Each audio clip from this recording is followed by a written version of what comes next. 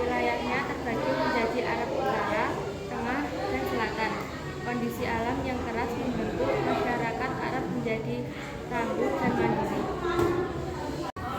Dan yang kedua itu ada kondisi ekonomi negara Arab. Mata pencaharian utama itu negara Arab sebagai pedagang. Kalian Nabi siapa yang berdagang? Nabi Muhammad. Dagang apa? Sayur. Sayur nama kurma. Kurma. Nabi yang berdagang Nabi Sinten. Nabi Sulaiman. Dan di zaman Nabi itu ada juga Nabi yang bertani. Dan kita Sinten Nabi yang bertani.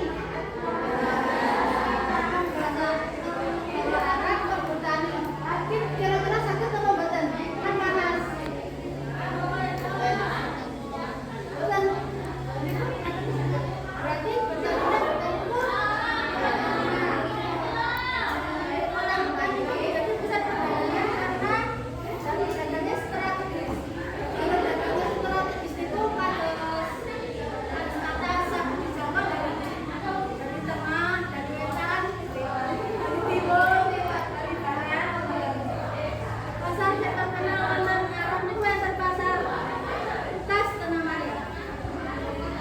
Dan kepercayaan bangsa Arab itu menganut animisme. Animisme itu menyembah berhala. Dan kita larang apa mboten menyembah berhala?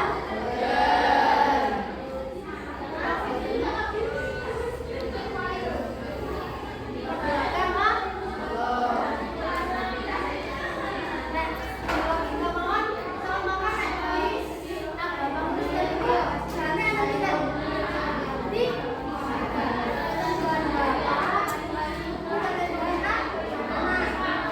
Jadi kita itu harus bersyukur kita menganut ajaran agama Islam karena yang namanya Tuhan itu tidak akan bisa urusan yang namanya sendiri. Sifat apa ya yang Tetapi kalau orang Kristen itu menyembah berhala itu akan rusak, jadi tidak patut untuk disembah. Ada yang mau bertanya untuk pelajaran kali ini? Monggo Mbak Dania.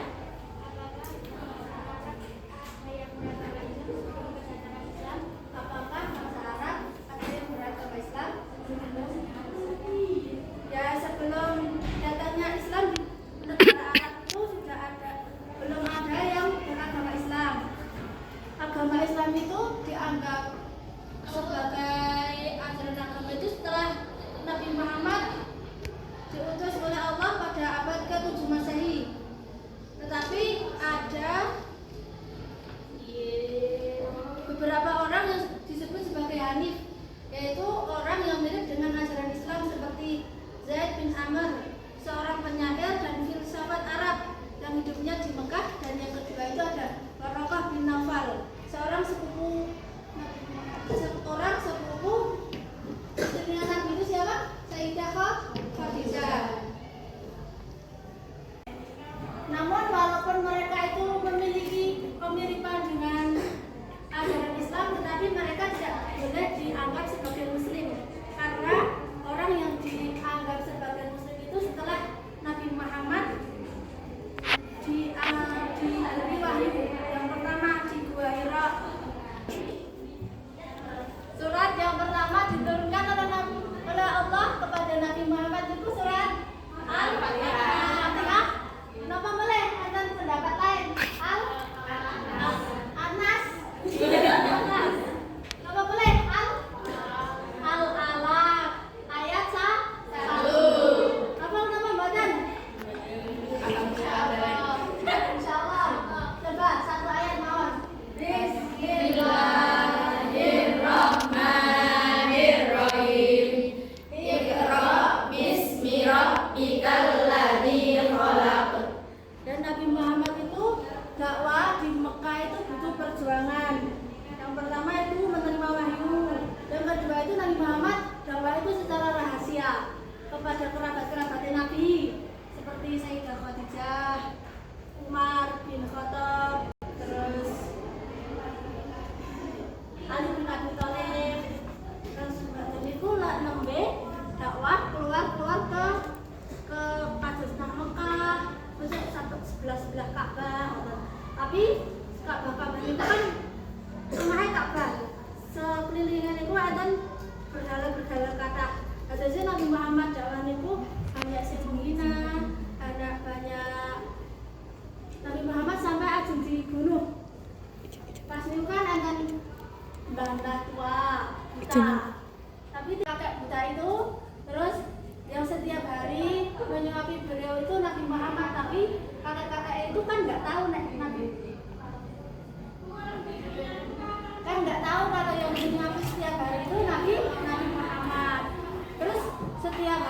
itu